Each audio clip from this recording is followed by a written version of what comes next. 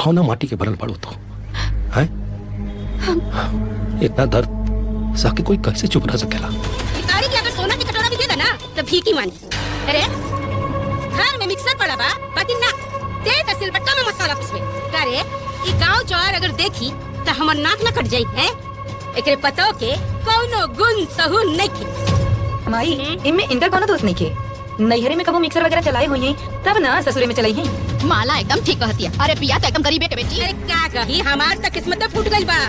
अरे चकरा के हम ई घर के नौकरानी भी ना बनाई, वो ई घर के बहुरानी बन के आ गई। न सूरत न शक्ल न गुण न सहूर, इहे से हमें कर मुंह दिखाई भी ना कहीं, बहू भोज भी ना कहीं। बाकी अब हमार छोट बहू आई ना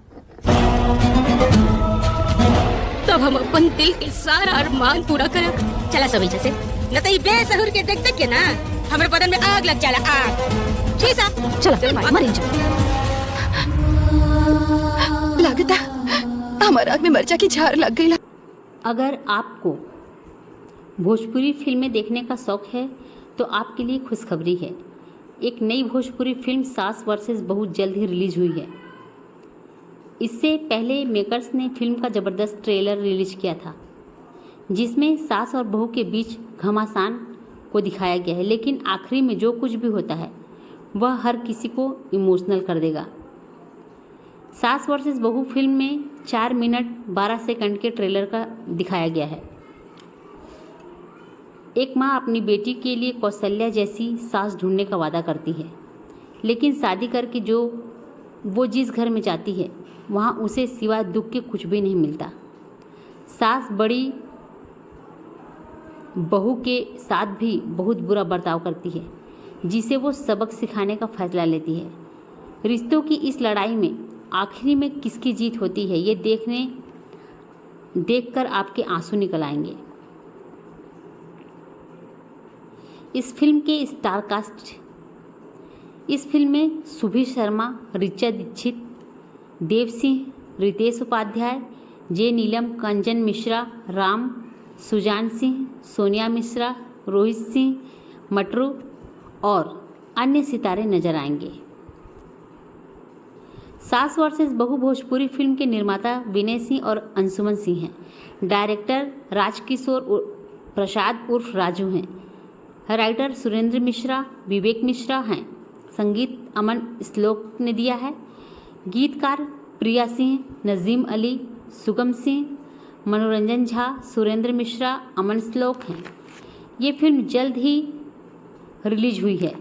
हालांकि अभी मेकर्स ने रिलीज डेट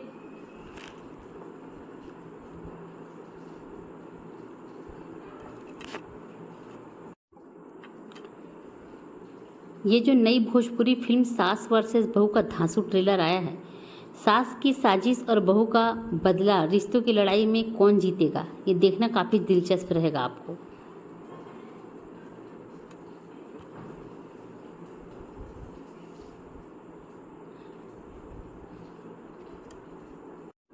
सास वर्सेस बहू की स्टोरी कुछ इस प्रकार है।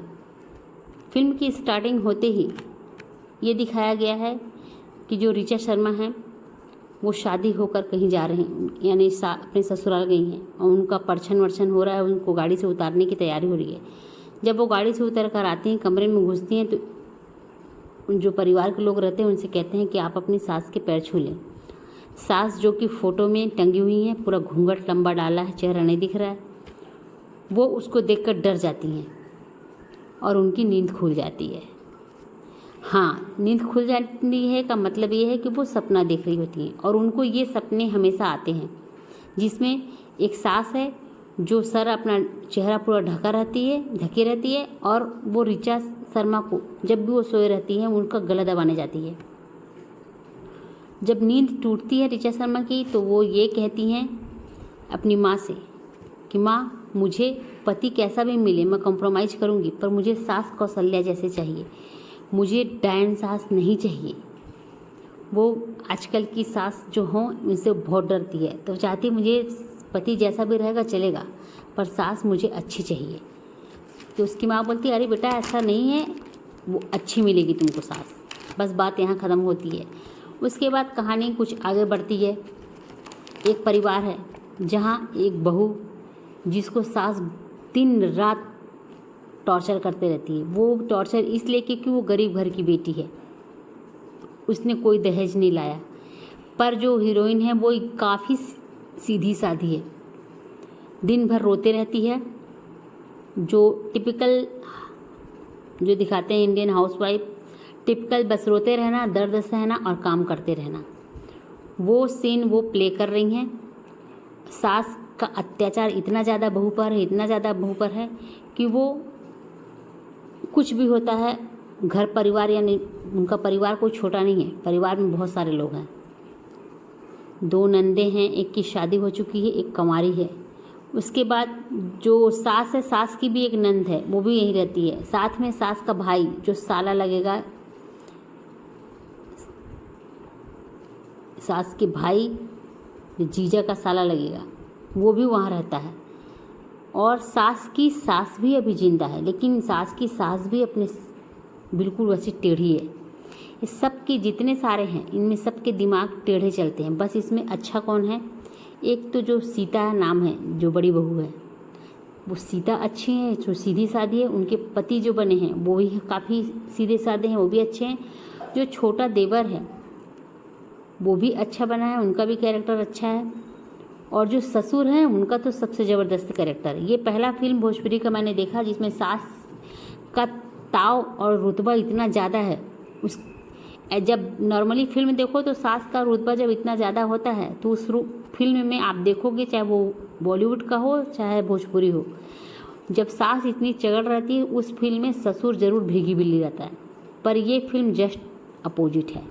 इसमें सास तो बहुत चगड़ है, बहुत ज़्यादा, लेकिन फिर भी उसकी अपने हस्बैंड के सामने नहीं चलती।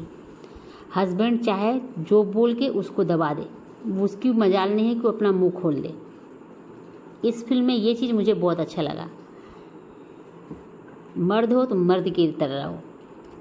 तो वो कहीं ना कहीं अपने हस्बैंड से थोड़ा डरती है, क्योंकि वो तेज़ आवाज़ उठा के उसे डांट के चुप करा देते हैं।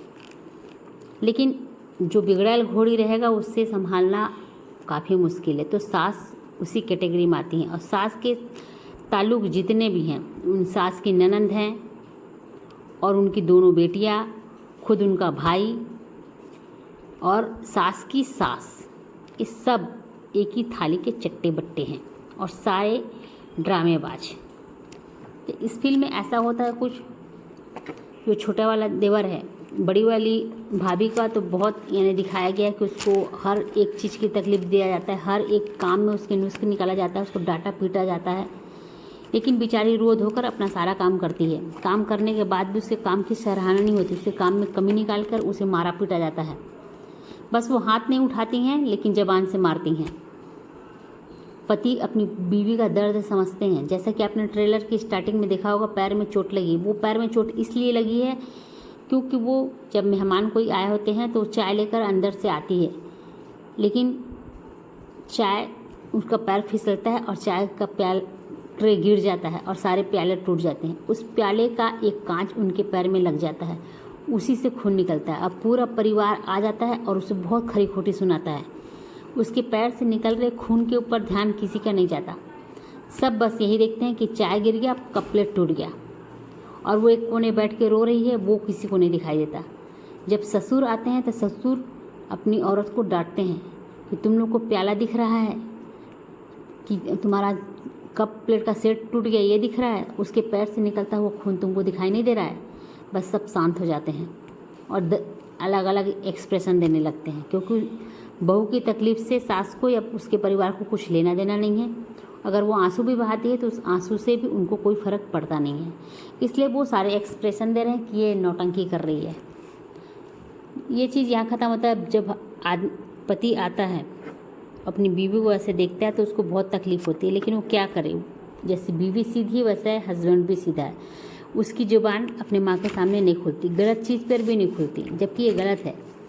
अगर किसी के साथ इतना गलत हो रहा है तो आवाज़ उठानी चाहिए, क्योंकि जो सहता है उसी को सब टॉर्चर भी करते हैं।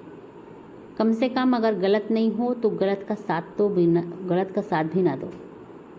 तो ये फिल्म इसी तरह से है, आगे चलते जाती एक दिन जो छोटा वाला देवर है अब उनकी भी उम्र हो चुकी है शादी होने की।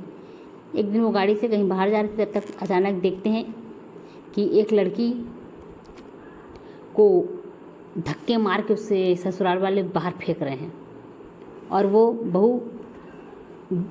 बहू को बाहर धक्का मार के गिरा दिए, फिर उसका सामान फेंक दिया और बोलते भाग यहाँ से, निकल जा, क्योंकि तू दहेज नहीं लेके आई है। और ये बात लड़का पीछे से देख रहा होता है, लेकिन लड़का के सामने एक और लड़की होती है जो ऋचा शर्मा है, जो हीरोइन है इस फिल्म की।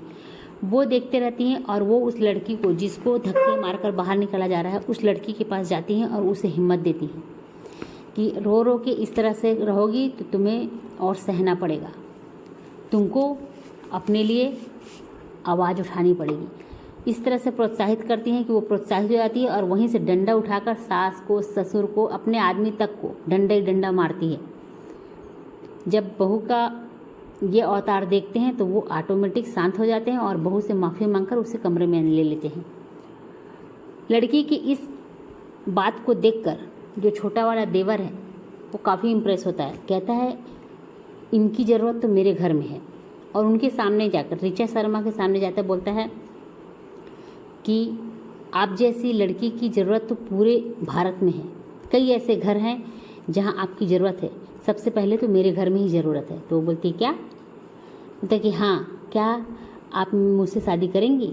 वो तुरंत एक झटके में पूछ लेता है आप मुझसे शादी करेंगी, क्योंकि वो जानता है कि ये लड़की जब मेरे घर में आएगी तो मेरी भाभी की दुख तकलीफ ख़त्म हो जाएंगे, मेरे घर में जो भी गलत आचरण करते हैं वो सब सुधर जाएंगे। तो इस पर ऋचा शर्मा बोलती हैं कि तुम्हारा दिमाग ठीक है, मैं और तुझसे शादी करूँगी। और ये स्टोरी यहाँ पे ख़त्म होती है। वो चले जाती हैं अपने घर, ये चले जाते हैं अपने घर। उसके बाद अचानक एक दिन पंडित जी रिश्ता लेकर आते हैं, सास पूरा उसी लड़के के लिए रिश्ता आता है, देवर के लिए। पूरा परिवार फ़ोटो देखता है, पसंद कर लेता है, सबको लड़की पसंद आ जाती है। लेकिन लड़के के दिमाग में तो वो लड़की बस चुकी थी जो रानी लक्ष्मीबाई के रूप धारण की थी। तो वो फ़ोटो देखने के लिए मना कर देता है, बोले मुझे फ़ोटो देखना ही नहीं है। और सास को पसंद आ जा रही है लड़की, इसलिए क्योंकि पंडित जी बोल देते हैं कि इस घर में जितना चाहोगे तुमको उतना दहेज मिलेगा। अब दहेज का लालच आ गया तो फिर लड़की तो पसंद आनी ही है। तो लड़की अरे बहुत सुंदर है, देख लो, लेकिन जो हीरो है वो नहीं देखता, बोलता मुझे नहीं देखनी है, मुझे शादी ही नहीं करनी अभी। लेकिन जब उसकी भाभी बोलती हैं तो अपनी भाभी को बहुत मानता है। तो बोलता ठीक, भाभी कहती हैं उसकी कि देवर जी फ़ोटो देखने से शादी थोड़ी ना हो जाएगी, आप फ़ोटो एक बार देख लीजिए, अगर पसंद आएगी तो ठीक, नहीं पसंद आएगी तो वैसे भी नहीं करना है हमें। तो अपनी भाभी की बात सुनकर कहते हैं ठीक है भाभी, आप बोल रही तो मैं एक बार फ़ोटो देख लेता हूँ। लेकिन जब वो फ़ोटो देखता है एकदम स्तब्ध रह जाता है। क्यों? क्योंकि वो उसी लड़की की फ़ोटो है जिससे वो शादी करने के लिए बोल के आया था। और उसको देखते फिर वो भी बोलता है ठीक है, आप लोग जहाँ बोलोगे वहाँ कर लेंगे। फिर इस तरह से जब शादी की बात करने के लिए जब पूरा परिवार पहुँचता है तो वहाँ लड़की का जो पिता होता है वो काफ़ी पैसे वाला है, इनकी इकलौती लड़की है, इसलिए दहेज का लिस्ट भी काफ़ी लंबा है जो वो अपने मर्जी से ही दे रहे हैं। जब दहेज का लिस्ट पकड़ाते हैं उस बड़ी बहू की सासू माँ को तो वो काफ़ी खुश रहती हैं। उसमें घर के हर एक सामान, बड़ी गाड़ी, छोटी गाड़ी, वॉशिंग मशीन, यानी घर में जितने सामान होने चाहिए लगभग सारे लिस्ट में लिखे हुए हैं। वो पढ़ते पढ़ते थक जाती है, कहती इतना सामान। तो समधी जो हैं, जो ऋचा शर्मा के पापा बने हैं, वो कहते हैं हाथ जोड़कर, बहन जी अगर लिस्ट में कुछ कमी होगी तो प्लीज़ आप बता दीजिएगा मुझे। तो कहते अरे कमी नहीं, सब कुछ है इसमें।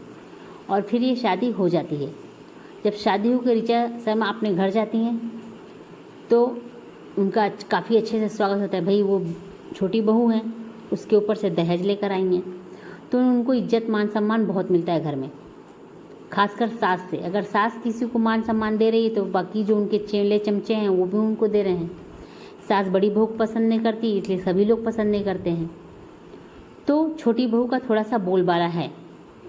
छोटी बहू जो है उसकी जैसे घर में एंटर करती है, बड़ी बहू यानी छोटी बहू को पूरे परिवार का परिचय दिया जाता है कि ये बुआ हैं, ये तुम्हारी नंद हैं, ये तुम्हारी परदादी सास हैं। सब लोग उससे मिलते हैं, उसे आशीर्वाद देते हैं, गिफ्ट देते हैं और वो भी सबको प्रणाम करती है, छोटी वाली बहू। लेकिन जब बड़ी वाली बहू अपने हाथ में एक साड़ी लेकर आती है उसे देने के लिए, जो वो खरीद के रखी है अपनी देवरानी को देने के लिए, छोटी बहू की आंख में चमक होती है। वो देख के समझती है कि ये साड़ी मुझे मेरे लिए लेके आ रही है, लेकिन सास आंख से इशारा कर देती है कि ये गंदी साड़ी इसको देना मत। तो वो मुड़कर अपने कमरे में चली जाती है। और जब उसके हस्बैंड पूछते हैं कि क्या हुआ, तुम कल मन से साड़ी लेके आई थी, क्यों नहीं दी? तो बोलती नहीं, उन लोग बहुत महंगा गिफ्ट दे रहे थे, वहाँ मुझे ये साड़ी देने में संकोच लग रहा था, इसलिए मैंने नहीं दिया। तो उसके हस्बैंड समझाते हैं कि देखो, भाव देखा जाता है, शादी गिफ्ट का भाव देखो, आप गिफ्ट के प्राइस मत देखो, दाम मत देखो। लेकिन फिर भी वो नहीं मानती है, क्योंकि वो तो सास के मना करने पर वापस आई थी। इतने में थोड़ी देर में ही देवर देवरानी जो है पैर छूने के लिए कमरे में आते हैं। तब हस्बैंड फिर बोलता है अपनी पत्नी को, सीता को, कि दे दो, आप गिफ्ट दे दो जब आए हैं। तब उस पर जो ऋचा शर्मा है वो बोलती हैं, हाँ दीदी, मैं सारे गिफ्ट में सबसे अनमोल आपका ही गिफ्ट है। और वो गिफ्ट उनसे स्वीकार कर लेती है और ले लेती है। सीता बहुत खुश होती है कि उसकी देवरानी इतनी अच्छी आई है। फिर अगले दिन इसी से चल रहा है, सास कुछ भी बड़ी बहू को सता रही, कुछ कर रही है, तो ये छोटी वाली है जो देखती है उसे अच्छा नहीं लगता, किचन में जाती है, बड़ी बहू मतलब सीता के बाल खींचते हुए उस कान में लेकर आती है। और सीता जो है, क्या हुआ माँ जी, मेरी गलती क्या है माँ जी, बोलते हुए आंगन में घसीटते हुए आती है। उसके पीछे छोटी वाली बहू ऋचा शर्मा भी आती है। वो देखते रहती, क्योंकि वो ऐसा माहौल देखी नहीं थी। वो देखती है कि सास आखिर उसके साथ कर क्या रही है। सास सबके सामने आंगन में उसको खड़े करके बोलती हैं कि मेरा पायल कहाँ है, जबकि उनका पायल उनका खुद का सगा भाई चोरी करके एक लड़की है जिसको वो देता है गिफ्ट के तौर पर। और ये चोरी का इल्ज़ाम लगता है सीता पर। सीता लाख कहती है कि नहीं मम्मी, माताजी, मैं ऐसा काम नहीं करती, भले मेरे पास कुछ नहीं है लेकिन मैं चोरी नहीं करूँगी। लेकिन उस गरीब की कोई नहीं सुनता ना, तो उसकी भी नहीं सुनी जाती। और उन लोग उस पर खरी खोटी खूब सुनाते हैं। वो रोती है, उसका आदमी भी वहाँ आ जाता है, लेकिन वो कुछ बोलता नहीं बीवी की तरफ से, वो भी चुपचाप सुन लेता है। और जबकि ससुर आते हैं तो ससुर गुस्सा करते हैं कि तुमको कैसे मालूम कि सीता ही चुराई है, क्या सबूत है? अगर सबूत है तो दिखाओ, नहीं तो पूरे घर का तलाशी लो, पूरा घर का चेकिंग करो। जब घर की चेकिंग की बात होती है तो साला फट से स्तब्ध हो जाता है। साला कहता है बात को, अरे दीदी क्या फालतू कर रही हो, ये बोलकर साला उस बात को रफ़ा दफ़ा कर देता है। फिर इसी तरह से एक बार तो पायल चोरी हुई, फिर एक दिन सोने का हार भी चोरी हो गया। अब सोने का हार जब चोरी हुआ, वो ले जाकर फिर उसी लड़की को दे देता है। और कुछ महंगी महंगी लिपस्टिक भी चोरी होती हैं। जब ले जाकर वो दे देता है उस अपनी गर्लफ्रेंड को, तो फिर जब हार खोजती है सास, तो फिर उसी तरह से सीता को खींचते हुए बाहर लेके आती है। जब सास की जो सास बूढ़ी सास है, वो बोलती है जिसके पास नहीं रहेगा वही तो चोरी करेगा। तो जो सास है वो जाती है किचन से उसको घींचते हुए लाती है और कहती है कि अब तक तो तूने छोटा मोटा ही चोरी किया था, कभी पायल की चोरी की, कभी पैसों की चोरी की, आज तूने बहुत लंबा हाथ मारा है, तूने मेरा हार चुराया है, और चल बता मेरा हार कहाँ है। अब वो बेचारी कहाँ से बताती, चोरी की होती तब तो बताती। वो रो रही है, बोल रही नहीं माँ मैंने चोरी नहीं किया, लेकिन सास कहाँ सुनने वाली है। तो उस समय भी जब पुलिस की बात होती है तो साला बीच में घुस जाता है और फिर से अपनी दीदी को अपने मुँह पास में जाल कर उस बात को वो रफ़ा दफ़ा कर देता है। तब उसी समय छोटी बहू जो है ऋचा शर्मा, वो अपनी बड़ी जेठानी से सीता से वादा करती है, दीदी ये जो भी चोरी कर रहा है उसको मैं रंगे हाथ पकड़ कर रहूँगी, तुम देख लेना। लेकिन जो सास अपनी बहू सीता को इतना सताती है, वो ऋचा को देखकर अच्छा नहीं लगता छोटी बहू को। वो बोलती है दीदी ये कब तक चलेगा, आप इतना कब तक सहोगे। लेकिन क्या करती, सह नहीं पड़ता है। एक दिन बड़ी बहू सीता ढेर सारा कपड़ा धोकर छत पर सुखाने के लिए लेके जा रही है, कपड़ा लेकर जाते समय उसे चक्कर आया, वो ज़मीन पर गिर गई। सब लोग दौड़े, सब लोग में मतलब ऋचा शर्मा दौड़ी, उनके पति दौड़े और सीता के पति दौड़े और ससुर। और सीता के पति उसको अपने गोद में उठाया और जो ऋचा के हस्बैंड है वो बोले कि इनको हॉस्पिटल लेकर चले, दिखाएं। तो हॉस्पिटल लेके गए तो पता चला कि खुशखबरी है, वो पिता बनने वाले हैं और सीता माँ बनने वाली है। घर में आते हैं मिठाई लेकर, जो सीता के हस्बैंड बहुत खुश होते हैं इस खबर को सुनकर। अब वो घर में मिठाई लेकर आते हैं। डॉक्टर कहती है कि आज से इनको कोई भी भारी सामान उठाने मत देना। वो घर में मिठाई आकर वो खिलाते हैं तो सब लोग कहते हैं ये कौन सी बीमारी है जिसमें मिठाई खिलाई जा रही है। तो बोलता है कि आप दादी बनने वाली हैं, मैं पापा बनने वाला हूँ। यह सुनकर भी सास को जरा भी खुशी नहीं होती। सास को तो क्या, जो परदादी सास हैं उसको भी खुशी नहीं होती, और जो बाकी बुआ ननंद हैं, छोटी ननंद, बड़ी ननंद, किसी को कोई खुशी नहीं होती है। सिर्फ खुश इन्हीं लोग हैं जो पॉजिटिव सोच वाले हैं। तो जब उनकी बात सुनती हैं खुश नहीं होती, तो भी से उन लोग अपना मिठाई खिलाते हैं और अंदर कमरे में चले जाते हैं।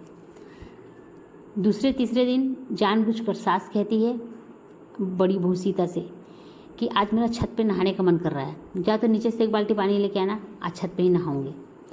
तो सीता बल्कि बोलती है वहाँ पे, माँ जी किसी और से मंगा लीजिए, मुझे डॉक्टर बाल्टी से भारी सामान उठाने मना किए हैं। जब सीता को ऐसा बोलता सुनती है तो और चिड़चिड़ा जाती है। उसको बोलती जा लेके आ तू, बड़ी आई। तो सीता जैसा कि सीधी सादी है वो उतर जाती है और एक बाल्टी पानी लेकर छत पर चढ़ने लगती है। इतना ही नहीं, सास ने सीढ़ी पर ऑयल गिरा रखा है, उसको उसका बच्चा ख़राब ही करना है। जब सास सीढ़ी पर तेल गिरा देती है और सीता सीढ़ी चढ़ती है तो उसी पर तेल पे पैर पड़ता है और फिसलकर नीचे पेट के बल ही गिर जाती है। उसका मिसकैरेज हो जाता है। उसके पति हस्बैंड बहुत रोते हैं और सीता भी बहुत रोती है। जब सीता हॉस्पिटल से आती है तो छोटी वाली जो देवरानी है उसकी ऋचा कहती है दीदी आपको बदलना पड़ेगा, आपके हुलियों को बदलना पड़ेगा। और ऐसा कहकर उसे पार्लर लेके जाती है। आपका हुलिया तो मैं ही बदलूँगी। पार्लर में पूरा उसका मेकओवर कराती है, क्योंकि सीता की चोटी जो है, एक पिक्चर आप देखे होंगे हिंदी वाली नसीब अपना अपना, जिसमें चुटिया पूरी उठी रहती है, उसी तरह से सीता की भी दोनों तरफ से चुटिया उठी रहती है। तो उसके बाल का स्पा कराया जाता है, पूरी तरह से उसका बॉडी मेकओवर किया जाता है और बहुत सुंदर दिखाई देने लगती है। जब सीता पूरी तरह से तैयार होकर पूरा पल्ला फेंक कर जब आती है, गाड़ी से उतरती है, सभी लोग आश्चर्य से आंखें फाड़ फाड़ कर देखने लगते हैं, क्योंकि वो एकदम सुंदर दिखाई दे रही है। जो ऋचा बनी है उनसे भी सुंदर दिखाई दे रही है। वो ऋचा खुद कहती है अरे भाभी आप तो हीरोइन लग रही हैं। अब वो सचमुच बहुत सुंदर दिख रही थी उस गेटअप में। तो उसके बाद जब आती है तो खाली हुलिया नहीं बदला है, वो उनके अंदर का थोड़ा सा बॉडी भी चेंज भी हुआ है, बॉडी लैंग्वेज बदल गया है, उनका व्यवहार बदल गया है। अब वो सास की सुन नहीं रही हैं। सास को ऐसा लगता है कि अरे ये क्या हो गया। तो बाकी लोग सब कहते हैं कि ये सब छुटकी का कमाल है, वही सब कर रही है। तब सास को कहीं ना कहीं छुटकी से चिढ़ाने लगती है, क्योंकि बड़ी वाली बहू जितना इन लोग दबा के रखे थे वो दबती थी, लेकिन छोटी वाले के समझाने के बाद जो इन लोग इतना प्रताड़ित करते, चल बर्तन मांज, चल झाड़ू लगा, चल पोछा लगा, और बड़ी वाली उठ के जाती थी तो उसका हाथ पकड़ लेती। क्योंकि एक दिन ऐसे रोटी किचन में बना रही थी और सास आती है अपनी पूरे चेले चंबड़ के साथ और बोलती है यहाँ बैठ के महारानी रोटी बना रही हैं छत पे, नीचे गैस रखा है, चूल्हा रखा है, वहाँ नहीं बना पा रही, छत पे बैठी हैं दोनों लोग। क्योंकि सीता रोटी बेल रही थी और जो छोटी वाली बहू है वो रोटी सेक रही थी। इतने में सास अपनी दोनों बेटियों के साथ, अपनी ननद के साथ और बूढ़ी सास के साथ वहाँ चली जाती है और बोलती तुमको यहाँ बैठी हो, चल जा मेरा कमरा साफ कर, झाड़ू लगा। तो सीता रोटी छोड़कर उठने के लिए जैसे ही करती है तो छोटी वाली बहू उसका हाथ पकड़ लेती है, बोलती इशारा कर देती कि नहीं तुमको नहीं जाना है। तो उसके अंदर भी पावर आ जाता है, क्योंकि उसका मेकओवर हुआ था, उसको छोटी वाली ने बहुत पढ़ाया भी था कि अपने आप को, अपनी सोच को बदलो तभी तुम यहाँ जी पाओगी, नहीं तुम बार बार भी बच्चे करोगी तुम्हारा हर बार यही काम होगा। तो वो सब सोचते हुए बड़ी रुक जाती है। जब उसको देखती है सास कि ये उठ नहीं रही है, उठ कर भी रुक गई, तो उसको और मिर्ची लगती है और तेज़ आवाज़ में सीता को डांटती है और सब्जी की टोकरी में चाकू रखा था। उस चाकू को उठाती है सीता के ऊपर मारने के लिए, तो सीता भी बेलन उठाकर खड़ी होती है और चाकू का सामना करती है। यह देखकर सभी वहाँ खड़े दंग रह जाते हैं। न जो छोटी वाली ननद है माँ से कहती, माँ जल्दी चलो नीचे, कहीं एक बेलन चला दी तो आपकी क्या इज्जत रह जाएगी। यह सुनती है तो सास भी डर जाती है कि सचमुच मेरा तो इज्जत ही चला जाएगा, और वो चक्कू को फिर से सब्जी वाले टोकरी में फेंकती है और चली जाती है। सास के और सब लोगों के जाने के बाद जो सीता है बड़ी बहू, वो अपनी देवरानी से कहती है, ऋचा से, कि मैं तो बहुत डर गई थी जब सासू माँ चाकू लेकर मेरे पास आई, तो पता नहीं मेरे पास कैसे हिम्मत आ गई कि मैं डंडे से बेलन से उनका सामना कर पाई। लेकिन छोटी वाली बहू बहुत खुश होती है, आप इस व्यवहार से आप देखना क्रांति आएगी। और सचमुच आती है। उन सास और उनके सारे चेले चप्पड़ छोटी बहू को मारने की सोच लेते हैं और कहते हैं अब इसको तो मार कर रहेंगे, बस मौके की तलाश करते हैं। एक दिन मौका आता भी है। एक दिन मौका आता है कि ससुर और जो छोटा वाला देवर है, ऋचा का जो हस्बैंड, वो दोनों बाहर न्योता के लिए जाते हैं और वो बोलता है कि हम लोग बाहर गांव न्योता के लिए जा रहे हैं, आज रात नहीं आ पाएंगे। और अपनी पत्नी से कहता है कि मेरे पीछे घर में कलह नहीं होना चाहिए, शांति रहना चाहिए, इस बात का पूरा तुम ध्यान रखना। तो सास बोलती ठीक है ठीक है, और वो चला जाता है। उसके बाद इन लोग षड्यंत्र रचना चालू करते हैं और बोलते हैं कि आज अच्छा मौका है, आज की जैसी अच्छी रात कभी नहीं आएगी, इसको तो हम फूंक ही देंगे। और उसको जलाने का पूरा प्रोग्राम बनाते हैं लोग कि जब ये सो जाएगी तो इसको जला दिया जाएगा। फिर इसी तरह से जो दोनों नंदे हैं, छोटी बड़ी, और जो उनकी बुआ है, मतलब जो सास की नंद है वो, और बुढ़िया, सब आपस में बैठ के बात करते रहते हैं कि फूकने का। लेकिन उस समय सास नहीं रहती वहाँ पे। ये लोग आपस में बात करते रहते, फिर आपस में बोलते हैं कि अरे जो कहाँ है, जो ननद है वो बोलती है कहाँ है भाभी, अपने ही सारा षड्यंत्र रची और कहाँ चली गई। तो बाकी जो नंदे हैं और सब वो बोलती हैं अरे चलो छोड़ो, हम लोग को भी आता है फूकने चाहिए, उसको हम लोग फूक देते हैं और सुबह जब उठेंगी मम्मी तो उनको सरप्राइज़ दिया जाएगा। तो वो सब लोग खुश रहते, बोले हाँ हाँ ठीक है, सरप्राइज़ दिया जाएगा। अब उसके बाद उन लोग कमरे में जाते हैं जहाँ ऋचा सोई होती है, पूरा कंबल ओढ़कर सोई होती है। ऋचा के कमरे में जाते हैं, वहाँ एक लोग कंबल ओढ़कर सोया है और उसके ऊपर उन लोग पूरा मिट्टी तेल डालकर पूरा कंबल के ऊपर मिट्टी तेल गिराते हैं 2 बॉटल। उसके बाद उस पर माचिस लगाकर कमरे से भाग जाते हैं। उससे कमरे में से आवाज़ आने लगती है, जैसे जलने की आवाज़ आती है वैसे आवाज़ मुझे बचाओ मुझे बचाओ। तो ये चारों जब बाहर आती हैं आग लगाकर, तो उसके बाद देखती हैं कि ऋचा और बड़ी वाली सीता दोनों दौड़ते, कंबल लेकर दौड़ते उस कमरे में जा रहे हैं। तो ये सारी की सारी ये नंदे सोचने लगती हैं कि अरे ये दोनों तो यहाँ बाहर हैं, तो अंदर किसको जलाया हमने, चलो चलो देखें। और दौड़ के सब जाते हैं कमरे में। पता चलता है कि सासू माँ जल रही हैं। इस पर उस जल्दी जल्दी सासू माँ को हॉस्पिटल ले जाया जाता है और वहाँ उनका ट्रीटमेंट चलने लगता है। दोनों बहुएं कंबल जब डालती हैं तो सासू माँ का जो आग लगा रहता है वो आग कंबल से बुझ जाता है। फिर उनको हॉस्पिटलाइज किया जाता है। हॉस्पिटल में डॉक्टर देखकर कहती हैं कि कंबल डाल देने की वजह से इनका शरीर पूरा जल नहीं पाया, सिर्फ पैर में और थोड़ा सा हाथ में और चेहरे पे बस आग का लपट आया है, बाकी तो शरीर इनका सेफ है।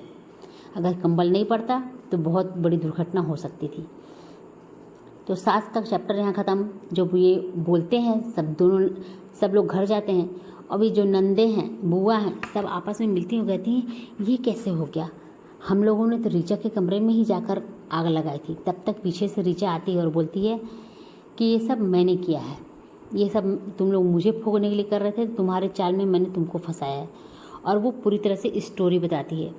ऋचा कहती है कि जब तुम लोगों ने मुझे फूकने का प्लान बनाया था, उसी समय सीता भाभी ने तुम लोगों की सारी बातें सुन ली थी और उन्होंने आकर मुझे सारा बात बताया। तब मैंने उनसे वादा लिया और कहा कि भाभी आप मेरा साथ देंगी तो हम कुछ कर पाएंगे। और फिर मैंने सीता भाभी को अपने कमरे में अपने बिस्तर पर लेटा दिया और उनसे बोला हनुमान चालीसा पढ़ने के लिए, क्योंकि मुझे डर लगता है, मैं रोज़ रात में हनुमान चालीसा पढ़कर सोती हूँ, ये बात घर में सबको पता है। तो मैं हनुमान चालीसा पढ़ रही थी। सास जब गई, सासू माँ खिड़की से देखी कि मैं कंबल ओढ़कर सो रही हूँ तो बहुत खुश होती हैं देखकर, लेकिन पीछे मैं खड़ी, जब वो वापस पीछे मुड़ती हैं तो मुझे पाती हैं तो बहुत आश्चर्य, आंखें फाड़ फाड़ कर 3 बार 4 बार कमरे में देखती हैं कि ये पीछे ये खड़ी है तो सोया कौन है। और जैसे ही वो पीछे मुड़कर कुछ बोलती करती, इससे पहले उसे नींद का जो रुमाल में दवा डालकर नींद वाला सूंघवा देती है ऋचा। अपनी सास और सीता को चिल्लाती है, भाभी भाभी जल्दी आइए, दीदी दीदी जल्दी आइए, और उसको बुलाती है अपनी जेठानी को, और दोनों बहुएं मिलकर सास को ऋचा के कमरे में यानी अपने कमरे में ले जाकर सुला देते हैं और उसे पर कंबल से ढक देते हैं। अब जब ये नंदें आती हैं तो ये सब सोचती हैं, जो बुआ और ननद लोग हैं वो सोचती हैं कि ऋचा के कमरे में ऋचा ही सोएगी, कोई दूसरा तो सोएगा नहीं, और ये मट्टी तेल डालकर फूंक देते हैं। ये जब सब सुनते हैं तो एकदम दंग रह जाते हैं। और उसके बाद जो बूढ़ी दादी है उसको दोनों बहुएं धिक्कारती हैं कि आप तो इतनी बड़ी हैं, बुजुर्ग हैं, आपके आंचल में सब पलना और सब पलते सब सीखते, लेकिन आप तो कांटे वाली बबूल हैं, आप क्या किसी को प्यार देंगे और सिखाएंगी। बहुत कुछ धिक्कारती है। तब जो सास है उसकी आंखें खुल जाती है, जो परदादी सास है, और वो अपनी बहुओं से बोलती है कि मैं तुम लोगों को आशीर्वाद देना चाहती हूँ, मैं अपनी गलती पर पछता रही हूँ, मैं सब पूरे परिवार की तरफ से तुम लोग से माफ़ी मांगती हूँ, और उन दोनों को बुलाकर अपने गले लगा लेती है। अब ये बात यही उन लोग भी कहीं ना कहीं अपनी गलती महसूस करते हैं और सब के सब सॉरी होते हैं। और जब घर में रहते हैं उनको पता चलता है, जब दौड़ के, क्योंकि चोर का भी तो पर्दाफाश होना था, सारे के सारे परिवार वाले एक जगह खड़े रहते हैं। तब जब जो साला है वो बाहर से आता है तो देखता है कि सारे परिवार एक जगह खड़े होकर उन्हीं का इंतज़ार कर रहे हैं। तो बोलते हैं, अरे जीजा क्या हुआ, सबके सब मेरे तरफ क्यों हो रहे हैं। तो जीजा मोबाइल में वीडियो प्ले करते हैं जो ऋचा ने बनाया होता है, प्ले करते हैं, दिखाते हैं कि वो किस तरह से लिपस्टिक चुरा रहा है, किस तरह से, और बाकी कुछ सामान चुरा रहा है। जब देखता है वो साला अपनी वीडियो, तो जल्दी से अपने जीजा के पैरों में गिर जाता है और उनसे माफ़ी मांगने लगता है। तो ये है कहानी का एंड। कहानी अगर अच्छी लगी हो तो प्लीज़ वीडियो को लाइक ज़रूर कीजिएगा, और चैनल पर नए हैं तो चैनल को सब्सक्राइब करना ना भूलें। और रोज़ 4:30 बजे शाम को मैं एक कहानी अपलोड करती हूँ। अगर कोई दिक्कत ना आए तो मैं डेली कहानी अपलोड करती हूँ। आप 4:30 बजे मेरे चैनल को एक बार ज़रूर विज़िट कर लें। कल किसी नई स्टोरी के साथ फिर आपसे मिलना होगा। Bye bye.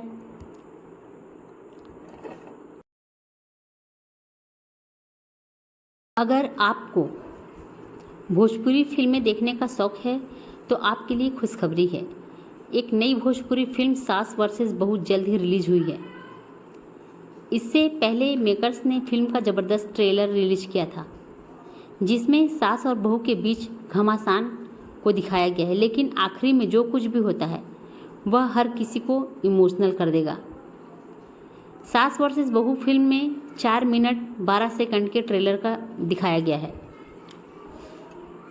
एक माँ अपनी बेटी के लिए कौशल्या जैसी सास ढूंढने का वादा करती है, लेकिन शादी करके जो वो जिस घर में जाती है वहाँ उसे सिवा दुख के कुछ भी नहीं मिलता। सास बड़ी बहू के साथ भी बहुत बुरा बर्ताव करती है, जिसे वो सबक सिखाने का फैसला लेती है। रिश्तों की इस लड़ाई में आखिरी में किसकी जीत होती है, ये देखकर आपके आंसू निकल आएंगे। इस फिल्म के स्टार कास्ट, इस फिल्म में सुभी शर्मा, ऋचा दीक्षित, देव सिंह, रितेश उपाध्याय, जे नीलम, कंचन मिश्रा, राम, सुजान सिंह, सोनिया मिश्रा, रोहित सिंह, मटरू और अन्य सितारे नजर आएंगे। सास वर्सेस बहू भोजपुरी फिल्म के निर्माता विनय सिंह और अंशुमन सिंह हैं। डायरेक्टर राजकिशोर प्रसाद उर्फ राजू हैं। राइटर सुरेंद्र मिश्रा, विवेक मिश्रा हैं। संगीत अमन श्लोक ने दिया है। गीतकार प्रिया सिंह, नजीम अली, सुगम सिंह, मनोरंजन झा, सुरेंद्र मिश्रा, अमन श्लोक हैं। ये फिल्म जल्द ही रिलीज हुई है। हालांकि अभी मेकर्स ने रिलीज डेट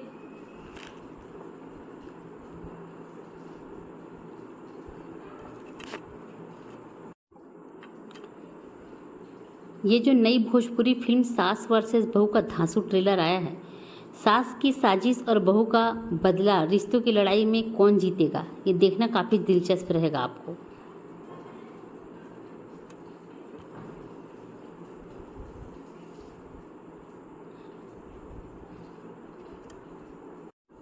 सास वर्सेस बहू की स्टोरी कुछ इस प्रकार है। फिल्म की स्टार्टिंग होते ही ये दिखाया गया है कि जो ऋचा शर्मा हैं वो शादी होकर कहीं जा रहे हैं, यानी अपने ससुराल गई हैं और उनका परछन वर्छन हो रहा है, उनको गाड़ी से उतारने की तैयारी हो रही है। जब वो गाड़ी से उतर कर आती हैं, कमरे में घुसती हैं तो जो परिवार के लोग रहते हैं उनसे कहते हैं कि आप अपनी सास के पैर छू लें। सास जो कि फ़ोटो में टंगी हुई हैं, पूरा घूंघट लंबा डाला है, चेहरा नहीं दिख रहा है, वो उसको देखकर डर जाती हैं और उनकी नींद खुल जाती है। हाँ, नींद खुल जाती है का मतलब ये है कि वो सपना देख रही होती हैं और उनको ये सपने हमेशा आते हैं जिसमें एक सास है जो सर अपना चेहरा पूरा ढकी रहती है और वो ऋचा शर्मा को जब भी वो सोए रहती है उनका गला दबाने जाती है। जब नींद टूटती है ऋचा शर्मा की तो वो ये कहती हैं अपनी माँ से कि माँ, मुझे पति कैसा भी मिले मैं कॉम्प्रोमाइज़ करूँगी, पर मुझे सास कौशल्या जैसे चाहिए, मुझे डायन सास नहीं चाहिए। वो आजकल की सास जो हों उनसे बहुत डरती है, तो चाहती मुझे पति जैसा भी रहेगा चलेगा, पर सास मुझे अच्छी चाहिए। तो उसकी माँ बोलती है अरे बेटा ऐसा नहीं है, वो अच्छी मिलेगी तुमको सास। बस बात यहाँ ख़त्म होती है। उसके बाद कहानी कुछ आगे बढ़ती है। एक परिवार है जहाँ एक बहू जिसको सास दिन रात टॉर्चर करते रहती है। वो टॉर्चर इसलिए क्योंकि वो गरीब घर की बेटी है, उसने कोई दहेज नहीं लाया। पर जो हीरोइन है वो काफ़ी सीधी साधी है, दिन भर रोते रहती है। जो टिपिकल जो दिखाते हैं इंडियन हाउसवाइफ, टिपिकल बस रोते रहना, दर्द सहना और काम करते रहना, वो सीन वो प्ले कर रही हैं। सास का अत्याचार इतना ज़्यादा बहू पर है कि वो कुछ भी होता है, घर परिवार यानी उनका परिवार कोई छोटा नहीं है, परिवार में बहुत सारे लोग हैं। 2 नंदे हैं, एक की शादी हो चुकी है, एक कंवारी है। उसके बाद जो सास है, सास की भी एक नंद है, वो भी यहीं रहती है। साथ में सास का भाई जो साला लगेगा, सास के भाई जो जीजा का साला लगेगा, वो भी वहाँ रहता है। और सास की सास भी अभी जिंदा है, लेकिन सास की सास भी अपने बिल्कुल वैसी टेढ़ी है। ये सब के जितने सारे हैं इनमें सबके दिमाग टेढ़े चलते हैं। बस इसमें अच्छा कौन है, एक तो जो सीता नाम है जो बड़ी बहू है, वो सीता अच्छी है, जो सीधी सादी है। उनके पति जो बने हैं वो भी काफ़ी सीधे साधे हैं, वो भी अच्छे हैं। जो छोटा देवर है वो भी अच्छा बना है, उनका भी कैरेक्टर अच्छा है। और जो ससुर हैं उनका तो सबसे ज़बरदस्त कैरेक्टर है। ये पहला फिल्म भोजपुरी का मैंने देखा जिसमें सास का ताव और रुतबा इतना ज़्यादा है। उस जब नॉर्मली फिल्म देखो तो सास का रुतबा जब इतना ज़्यादा होता है तो उस फिल्म में आप देखोगे, चाहे वो बॉलीवुड का हो चाहे भोजपुरी हो, जब सास इतनी चगड़ रहती है उस फिल्म में ससुर ज़रूर भीगी बिल्ली रहता है। पर ये फिल्म जस्ट अपोजिट है। इसमें सास तो बहुत चगड़ है, बहुत ज़्यादा, लेकिन फिर भी उसकी अपने हस्बैंड के सामने नहीं चलती। हस्बैंड चाहे जो बोल के उसको दबा दे, उसकी मजाल नहीं है कि वो अपना मुंह खोल दे। इस फिल्म में ये चीज़ मुझे बहुत अच्छा लगा। मर्द हो तो मर्द की तरह रहो। तो वो कहीं ना कहीं अपने हस्बैंड से थोड़ा डरती है क्योंकि वो तेज़ आवाज़ उठा के उसे डांट के चुप करा देते हैं। लेकिन जो बिगड़ैल घोड़ी रहेगा उससे संभालना काफ़ी मुश्किल है। तो सास उसी कैटेगरी में आती हैं। और सास के ताल्लुक जितने भी हैं, उन सास की ननंद हैं और उनकी दोनों बेटियां, खुद उनका भाई और सास की सास, ये सब एक ही थाली के चट्टे बट्टे हैं और सारे ड्रामेबाज। तो इस फिल्म में ऐसा होता है कुछ, जो छोटा वाला देवर है, बड़ी वाली भाभी का तो बहुत यानी दिखाया गया है कि उसको हर एक चीज़ की तकलीफ़ दिया जाता है, हर एक काम में उसके नुस्खे निकाला जाता है, उसको डांटा पीटा जाता है। लेकिन बेचारी रो धोकर अपना सारा काम करती है। काम करने के बाद भी उसके काम की सराहना नहीं होती, उसके काम में कमी निकाल कर उसे मारा पीटा जाता है। बस वो हाथ नहीं उठाती हैं लेकिन ज़बान से मारती हैं। पति अपनी बीवी का दर्द समझते हैं। जैसा कि आपने ट्रेलर की स्टार्टिंग में देखा होगा, पैर में चोट लगी। वो पैर में चोट इसलिए लगी है क्योंकि वो जब मेहमान कोई आए होते हैं तो चाय लेकर अंदर से आती है, लेकिन चाय उसका पैर फिसलता है और चाय का ट्रे गिर जाता है और सारे प्याले टूट जाते हैं। उस प्याले का एक कांच उनके पैर में लग जाता है, उसी से खून निकलता है। अब पूरा परिवार आ जाता है और उसे बहुत खरी खोटी सुनाता है। उसके पैर से निकल रहे खून के ऊपर ध्यान किसी का नहीं जाता। सब बस यही देखते हैं कि चाय गिर गया, कप प्लेट टूट गया और वो एक कोने बैठ के रो रही है, वो किसी को नहीं दिखाई देता। जब ससुर आते हैं तो ससुर अपनी औरत को डांटते हैं कि तुम लोग को प्याला दिख रहा है, कि तुम्हारा कप प्लेट का सेट टूट गया ये दिख रहा है, उसके पैर से निकलता हुआ खून तुमको दिखाई नहीं दे रहा है। बस सब शांत हो जाते हैं और अलग अलग एक्सप्रेशन देने लगते हैं, क्योंकि बहू की तकलीफ़ से सास को या उसके परिवार को कुछ लेना देना नहीं है। अगर वो आंसू भी बहाती है तो उस आंसू से भी उनको कोई फ़र्क पड़ता नहीं है, इसलिए वो सारे एक्सप्रेशन दे रहे हैं कि ये नौटंकी कर रही है। ये चीज़ यहाँ ख़त्म होता है जब पति आता है अपनी बीवी को ऐसे देखता है तो उसको बहुत तकलीफ़ होती है, लेकिन वो क्या करे। जैसे बीवी सीधी वैसे है हस्बैंड भी सीधा है। उसकी ज़ुबान अपने माँ के सामने नहीं खुलती, गलत चीज़ पर भी नहीं खुलती, जबकि ये गलत है। अगर किसी के साथ इतना गलत हो रहा है तो आवाज़ उठानी चाहिए, क्योंकि जो सहता है उसी को सब टॉर्चर भी करते हैं। कम से कम अगर गलत नहीं हो तो गलत का साथ भी ना दो। तो ये फिल्म इसी तरह से है, आगे चलती जाती एक दिन जो छोटा वाला देवर है, अब उनकी भी उम्र हो चुकी है शादी होने की। एक दिन वो गाड़ी से कहीं बाहर जा रहे थे, तब तक अचानक देखते हैं कि एक लड़की को धक्के मार के उससे ससुराल वाले बाहर फेंक रहे हैं और वो बहू को बाहर धक्का मार के गिरा दिए, फिर उसका सामान फेंक दिया और बोलते भाग यहाँ से निकल जा, क्योंकि तू दहेज नहीं लेके आई है। और ये बात लड़का पीछे से देख रहा होता है, लेकिन लड़का के सामने एक और लड़की होती है जो ऋचा शर्मा है, जो हीरोइन है इस फिल्म की। वो देखते रहती हैं और वो उस लड़की को जिसको धक्के मारकर बाहर निकाला जा रहा है उस लड़की के पास जाती हैं और उसे हिम्मत देती हैं कि रो रो के इस तरह से रहोगी तो तुम्हें और सहना पड़ेगा, तुमको अपने लिए आवाज़ उठानी पड़ेगी। इस तरह से प्रोत्साहित करती हैं कि वो प्रोत्साहित हो जाती है और वहीं से डंडा उठाकर सास को, ससुर को, अपने आदमी तक को डंडा मारती है। जब बहू का ये अवतार देखते हैं तो वो ऑटोमेटिक शांत हो जाते हैं और बहू से माफ़ी मांगकर उसे कमरे में ले लेते हैं। लड़की की इस बात को देखकर जो छोटा वाला देवर है वो काफ़ी इम्प्रेस होता है, कहता है इनकी ज़रूरत तो मेरे घर में है। और उनके सामने जाकर, ऋचा शर्मा के सामने जाकर बोलता है कि आप जैसी लड़की की ज़रूरत तो पूरे भारत में है, कई ऐसे घर हैं जहां आपकी ज़रूरत है, सबसे पहले तो मेरे घर में ही ज़रूरत है। तो वो बोलती क्या? बोलता कि हाँ, क्या आप मुझसे शादी करेंगी? वो तुरंत एक झटके में पूछ लेता है आप मुझसे शादी करेंगी, क्योंकि वो जानता है कि ये लड़की जब मेरे घर में आएगी तो मेरी भाभी की दुख तकलीफ ख़त्म हो जाएंगे, मेरे घर में जो भी गलत आचरण करते हैं वो सब सुधर जाएंगे। तो इस पर ऋचा शर्मा बोलती हैं कि तुम्हारा दिमाग ठीक है, मैं और तुझसे शादी करूँगी। और ये स्टोरी यहाँ पे ख़त्म होती है। वो चले जाती हैं अपने घर, ये चले जाते हैं अपने घर।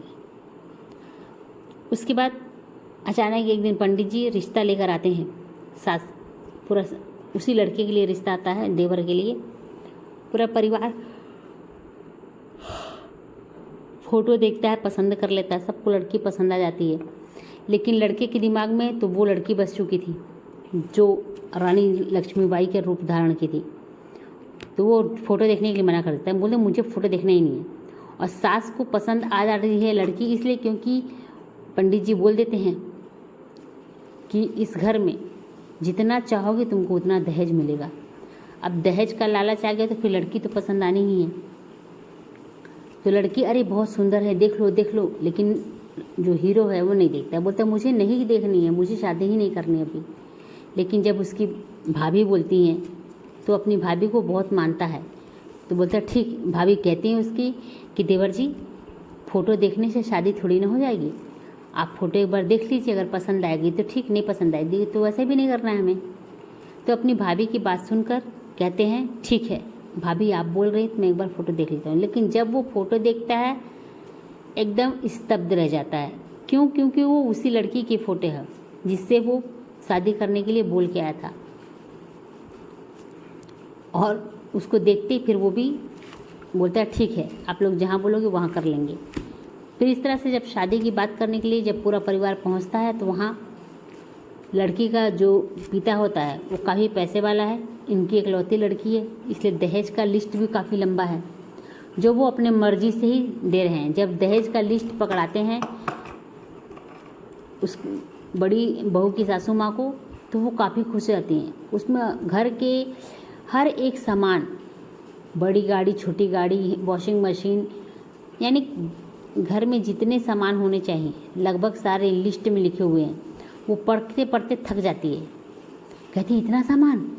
तो समधी जो हैं, जो ऋचा शर्मा के पापा बने हैं, वो कहते हैं हाथ जोड़कर, बहन जी अगर लिस्ट में कुछ कमी होगी तो प्लीज़ आप बता दीजिएगा मुझे। तो कहते अरे कमी नहीं, सब कुछ है इसमें। और फिर ये शादी हो जाती है।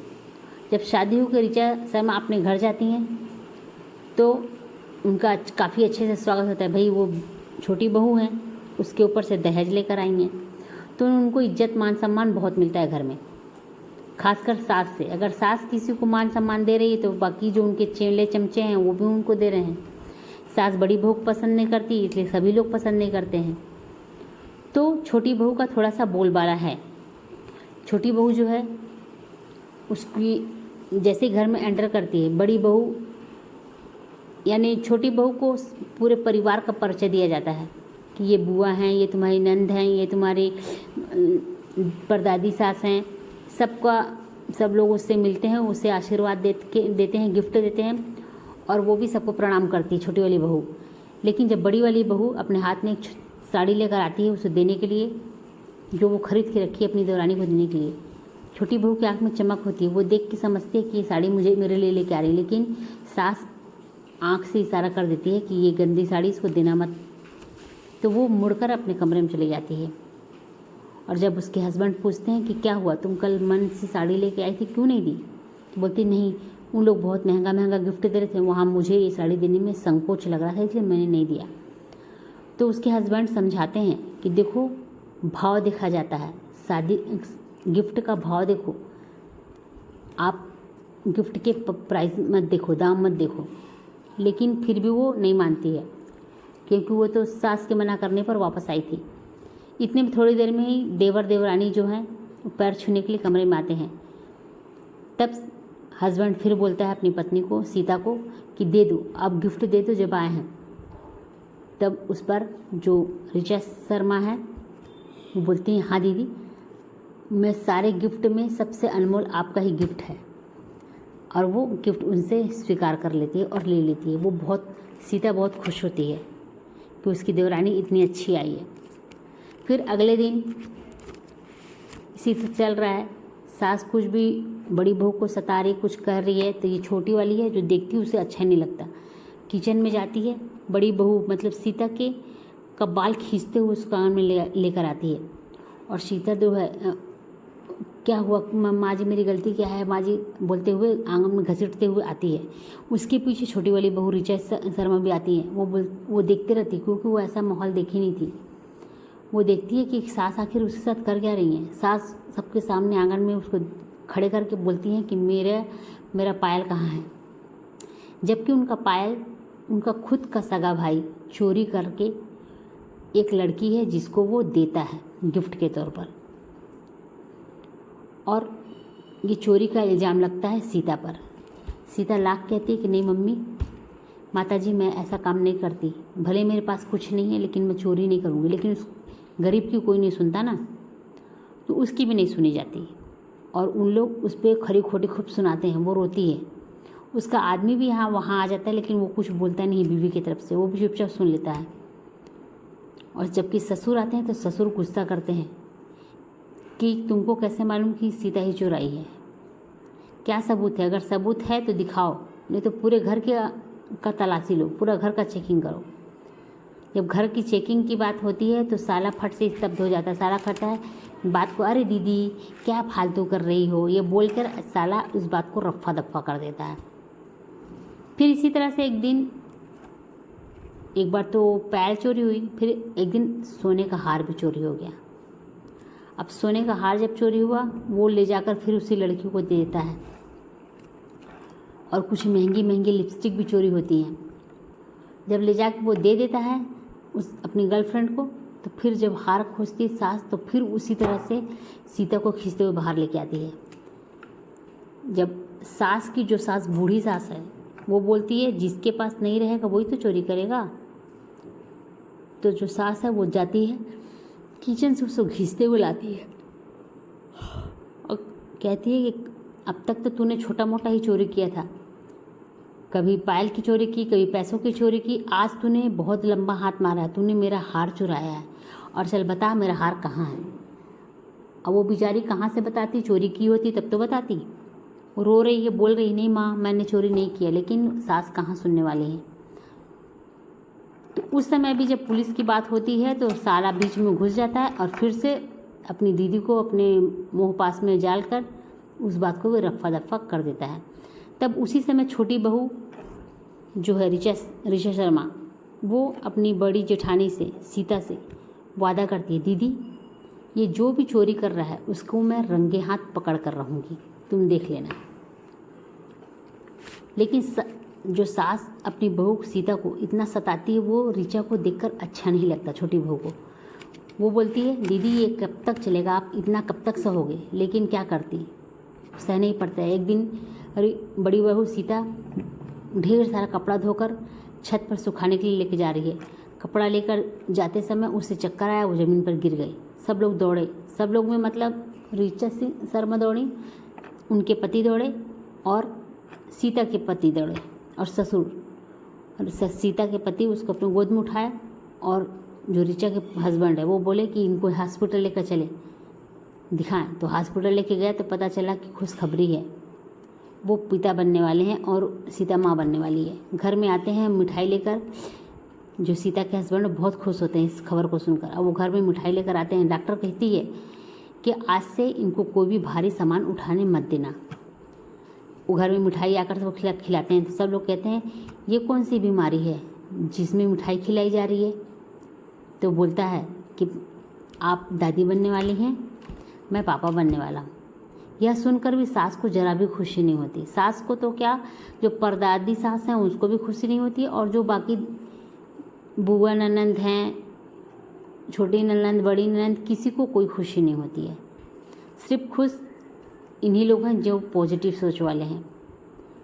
तो जब उनकी बात सुनती हैं, खुश नहीं होती, तो भी से उन लोग अपना मिठाई खिलाते हैं और अंदर कमरे में चले जाते हैं।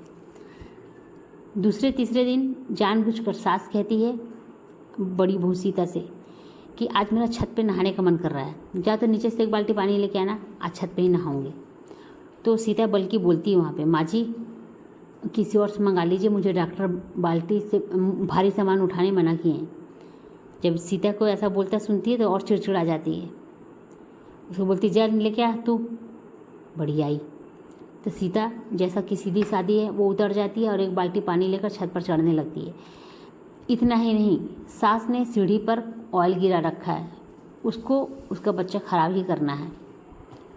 जब सास सीढ़ी पर तेल गिरा देती है और सीता सीढ़ी चढ़ती है तो उसी पर तेल पे पैर पड़ता है और फिसलकर नीचे पेट के बल ही गिर जाती है। उसका मिसकैरेज हो जाता है। उसके पति हस्बैंड बहुत रोते हैं और सीता भी बहुत रोती है। जब सीता हॉस्पिटल से आती है तो छोटी वाली जो देवरानी है उसकी ऋचा कहती है दीदी आपको बदलना पड़ेगा, आपके हुलियों को बदलना पड़ेगा। और ऐसा कहकर उसे पार्लर लेके जाती है। आपका हुलिया तो मैं ही बदलूँगी। पार्लर में पूरा उसका मेकओवर कराती है, क्योंकि सीता की चोटी जो है, एक पिक्चर आप देखे होंगे हिंदी वाली नसीब अपना अपना, जिसमें चुटिया पूरी उठी रहती है, उसी तरह से सीता की भी दोनों तरफ से चुटिया उठी रहती है। तो उसके बाल का स्पा कराया जाता है, पूरी तरह से उसका बॉडी मेकओवर किया जाता है और बहुत सुंदर दिखाई देने लगती है। जब सीता पूरी तरह से तैयार होकर पूरा पल्ला फेंक कर जब आती है, गाड़ी से उतरती है, सभी लोग आश्चर्य से आंखें फाड़ फाड़ कर देखने लगते हैं, क्योंकि वो एकदम सुंदर दिखाई दे रही है। जो ऋचा बनी है उनसे भी सुंदर दिखाई दे रही है वो। ऋचा खुद कहती है अरे भाभी आप तो हीरोइन लग रही हैं, अब वो सचमुच बहुत सुंदर दिख रही थी उस गेटअप में। तो उसके बाद जब आती है तो खाली हुलिया नहीं बदला है, वो उनके अंदर का थोड़ा सा बॉडी भी चेंज भी हुआ है, बॉडी लैंग्वेज बदल गया है, उनका व्यवहार बदल गया है। अब वो सास की सुन नहीं रही हैं। सास को ऐसा लगता है कि अरे ये क्या हो गया। तो बाकी लोग सब कहते हैं कि ये सब छुटकी का कमाल है, वही सब कर रही है। तब सास को कहीं ना कहीं छुटकी से चिढ़ाने लगती है, क्योंकि बड़ी वाली बहू जितना ये लोग दबा के रखे थे वो दबती थी, लेकिन छोटी वाले के समझाने के बाद जो इन लोग इतना प्रताड़ित करते चल बर्तन माज, चल झाड़ू लगा, चल पोछा लगा, और बड़ी वाली उठ के जाती थी तो उसका हाथ पकड़ लेती। क्योंकि एक दिन ऐसे रोटी किचन में बना रही थी और सास आती है अपनी पूरे चेले चंबड़ के साथ और बोलती है यहाँ बैठ के महारानी रोटी बना रही हैं छत पे, नीचे गैस रखा है, चूल्हा रखा है, वहाँ नहीं बना पा रही, छत पे बैठी हैं दोनों लोग। क्योंकि सीता रोटी बेल रही थी और जो छोटी वाली बहू है वो रोटी सेक रही थी। इतने में सास अपनी दोनों बेटियों के साथ, अपनी ननद के साथ और बूढ़ी सास के साथ वहाँ चली जाती है और बोलती तुमको यहाँ बैठी हो, चल जा मेरा कमरा साफ कर, झाड़ू लगा। तो सीता रोटी छोड़कर उठने के लिए जैसे ही करती है तो छोटी वाली बहू उसका हाथ पकड़ लेती है, बोलती इशारा कर देती कि नहीं तुमको नहीं जाना है। तो उसके अंदर भी पावर आ जाता है, क्योंकि उसका मेकओवर हुआ था, उसको छोटी वाली ने बहुत पढ़ाया भी था कि अपने आप को, अपनी सोच को बदलो तभी तुम यहाँ जी पाओगी, नहीं तुम बार बार भी बच्चे करोगी तुम्हारा हर बार यही काम होगा। तो वो सब सोचते हुए बड़ी रुक जाती है। जब उसको देखती है सास कि ये उठ नहीं रही है, उठ कर भी रुक गई, तो उसको और मिर्ची लगती है और तेज़ आवाज़ में सीता को डांटती है और सब्जी की टोकरी में चाकू रखा था, उस चाकू को उठाती है सीता के ऊपर मारने के लिए। तो सीता भी बेलन उठाकर खड़ी होती है और चक्कू का सामना करती है। यह देखकर सभी वहाँ खड़े दंग रह जाते हैं। जो छोटी वाली ननद है माँ से कहती माँ जल्दी चलो नीचे, कहीं एक बेलन चला दी तो आपकी क्या इज्जत रह जाएगी। यह सुनती है तो सास भी डर जाती है कि सचमुच मेरा तो इज्जत ही चला जाएगा, और वो चक्कू को फिर से सब्जी वाले टोकरी में फेंकती और चली जाती है। सास के और सब लोगों को जाने के बाद जो सीता है बड़ी बहू, वो अपनी देवरानी से कहती है ऋचा से कि मैं तो बहुत डर गई थी जब सासू माँ चाकू लेकर मेरे पास आई, तो पता नहीं मेरे पास कैसे हिम्मत आ गई कि मैं डंडे से बेलन से उनका सामना कर पाई। लेकिन छोटी वाली बहू बहुत खुश होती है, आप इस व्यवहार से आप देखना क्रांति आएगी। और सचमुच आती है। उन सास और उनके सारे चेले चप्पड़ छोटी बहू को मारने की सोच लेते हैं और कहते हैं अब इसको तो मार कर रहेंगे, बस मौके की तलाश करते हैं। एक दिन मौका आता भी है। एक दिन मौका आता है कि ससुर और जो छोटा वाला देवर है ऋचा का जो हस्बैंड, वो दोनों बाहर न्योता के लिए जाते हैं और वो बोलता है कि हम लोग बाहर गांव न्योता के लिए जा रहे हैं, आज रात नहीं आ पाएंगे। और अपनी पत्नी से कहता है कि मेरे पीछे घर में कलह नहीं होना चाहिए, शांति रहना चाहिए, इस बात का पूरा तुम ध्यान रखना। तो सास बोलती ठीक है, और वो चला जाता है। उसके बाद इन लोग षड्यंत्र रचना चालू करते हैं और बोलते हैं कि आज अच्छा मौका है, आज की जैसी अच्छी रात कभी नहीं आएगी, इसको तो हम फूंक ही देंगे। और उसको जलाने का पूरा प्रोग्राम बनाते हैं लोग कि जब ये सो जाएगी तो इसको जला दिया जाएगा। फिर इसी तरह से जो दोनों नंदे हैं छोटी बड़ी और जो उनकी बुआ है, मतलब जो सास की नंद है वो और बुढ़िया, सब आपस में बैठ के बात करते रहते हैं कि फूकने का। लेकिन उस समय सास नहीं रहती वहाँ पे। ये लोग आपस में बात करते रहते हैं, फिर आपस में बोलते हैं कि अरे जो कहाँ है, जो ननद है वो बोलती है कहाँ है भाभी, अपने ही सारा षड्यंत्र रची और कहाँ चली गई। तो बाकी जो नंदे हैं और सब वो बोलती हैं अरे चलो छोड़ो, हम लोग को भी आता है फूकने से, उसको हम लोग फूक देते हैं और सुबह जब उठेंगी मम्मी तो उनको सरप्राइज़ दिया जाएगा। तो वो सब लोग खुश जाते, बोले हाँ ठीक है सरप्राइज़ दिया जाएगा। अब उसके बाद उन लोग कमरे में जाते हैं जहाँ ऋचा सोई होती है, पूरा कंबल ओढ़कर सोई होती है। ऋचा के कमरे में जाते हैं, वहाँ एक लोग कंबल ओढ़कर सोया है और उसके ऊपर उन लोग पूरा मिट्टी तेल डालकर पूरा कंबल के ऊपर मिट्टी तेल गिराते हैं 2 बॉटल। उसके बाद उस पर माचिस लगाकर कमरे से भाग जाते हैं। उस कमरे में से आवाज़ आने लगती है, जैसे जलने की आवाज़ आती है वैसे आवाज़ मुझे बचाओ। तो ये चारों जब बाहर आती हैं आग लगाकर, तो उसके बाद देखती हैं कि ऋचा और बड़ी वाली सीता दोनों दौड़ते, कंबल लेकर दौड़ते उस कमरे में जा रहे हैं।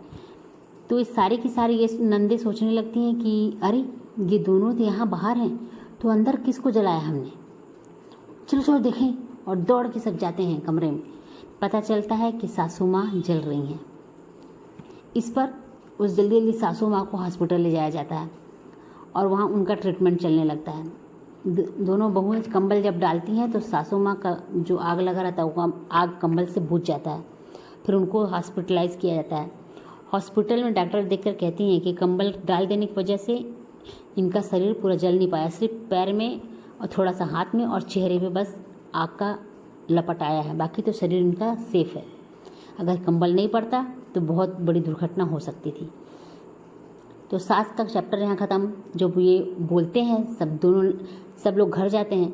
अभी जो नंदे हैं, बुआ हैं, सब आपस में मिलती हैं, कहती हैं ये कैसे हो गया, हम लोगों ने तो ऋचा के कमरे में ही जाकर आग लगाई थी। तब तक पीछे से ऋचा आती है और बोलती है कि ये सब मैंने किया है, ये सब तुम लोग मुझे फूकने के लिए कर रहे थे, तुम्हारे चाल में मैंने तुमको फंसाया है। और वो पूरी तरह से स्टोरी बताती है। ऋचा कहती है कि जब तुम लोगों ने मुझे फूकने का प्लान बनाया था उसी समय सीता भाभी ने तुम लोगों की सारी बातें सुन ली थी और उन्होंने आकर मुझे सारा बात बताया। तब मैंने उनसे वादा लिया और कहा कि भाभी आप मेरा साथ देंगी तो हम कुछ कर पाएंगे। और फिर मैंने सीता भाभी को अपने कमरे में अपने बिस्तर पर लेटा दिया और उनसे बोला हनुमान चालीसा पढ़ने के लिए, क्योंकि मुझे डर लगता है। मैं रोज़ रात में हनुमान चालीसा पढ़कर सोती हूँ, ये बात घर में सबको पता है। तो मैं हनुमान चालीसा पढ़ रही थी। सास जब गई, सासू माँ खिड़की से देखी कि मैं कंबल ओढ़कर सो रही हूँ तो बहुत खुश होती हैं देखकर। लेकिन पीछे मैं खड़ी, जब वो वापस पीछे मुड़ती हैं तो मुझे पाती हैं तो बहुत आश्चर्य, आंखें फाड़ फाड़ कर 3 बार 4 बार कमरे में देखती हैं कि ये पीछे ये खड़ी है तो सोया कौन है। और जैसे ही वो पीछे मुड़कर कुछ बोलती करती, इससे पहले उसे नींद का जो रुमाल में दवा डालकर नींद वाला सूंघवा देती है ऋचा। अपनी सास और सीता को चिल्लाती है भाभी भाभी जल्दी आइए, दीदी दीदी जल्दी आइए। और उसको बुलाती है अपनी जेठानी को और दोनों बहुएं मिलकर सास को ऋचा के कमरे में यानी अपने कमरे में ले जाकर सुला देते हैं और उसे पर कंबल से ढक देते हैं। अब जब ये नंदें आती हैं तो ये सब सोचती हैं, जो बुआ और ननद लोग हैं वो सोचती हैं कि ऋचा के कमरे में ऋचा ही सोएगी, कोई दूसरा तो सोएगा नहीं। और ये मट्टी तेल डालकर फूंक देते हैं। ये जब सब सुनते हैं तो एकदम दंग रह जाते हैं। और उसके बाद जो बूढ़ी दादी है उसको दोनों बहुएं धिक्कारती हैं कि आप तो इतनी बड़ी हैं, बुजुर्ग हैं, आपके आंचल में सब पलना और सब पलते सब सीखते, लेकिन आप तो कांटे वाली बबूल हैं, आप क्या किसी को प्यार देंगे और सिखाएंगी।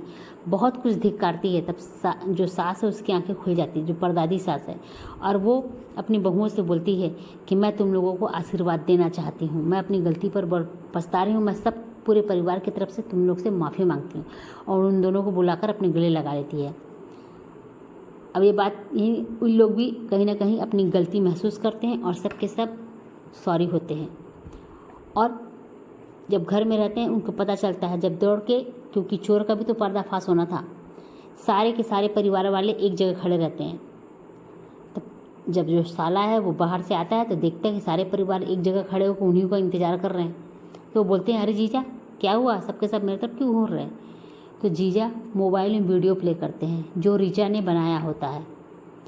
प्ले करते हैं, दिखाते हैं कि वो किस तरह से लिपस्टिक चुरा रहा है, किस तरह से और बाकी कुछ सामान चुरा रहा है। जब देखता है वो साला अपनी वीडियो तो जल्दी से अपने जीजा के पैरों में गिर जाता है और उनसे माफ़ी मांगने लगता है। तो ये है कहानी का एंड। कहानी अगर अच्छी लगी हो तो प्लीज़ वीडियो को लाइक ज़रूर कीजिएगा और चैनल पर नए हैं तो चैनल को सब्सक्राइब करना ना भूलें। और रोज़ 4:30 बजे शाम को मैं एक कहानी अपलोड करती हूँ। अगर कोई दिक्कत ना आए तो मैं डेली कहानी अपलोड करती हूँ। आप 4:30 बजे मेरे चैनल को एक बार ज़रूर विज़िट कर लें। कल किसी नई स्टोरी के साथ फिर आपसे मिलना होगा। Bye bye.